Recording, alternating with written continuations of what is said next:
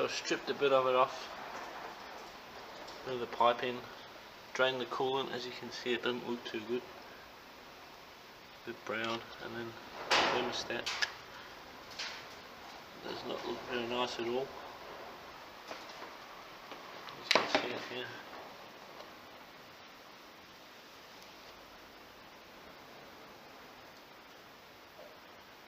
Doesn't look too good.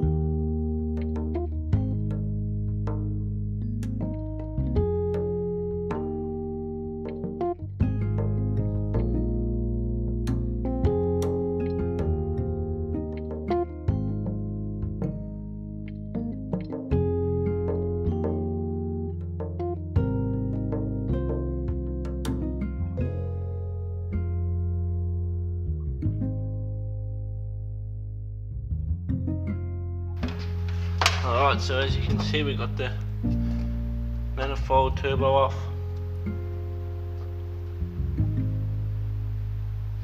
Took a bit longer than I expected. Had to figure out, the different ways to get the nuts off on that, but there it is there. Wastegate.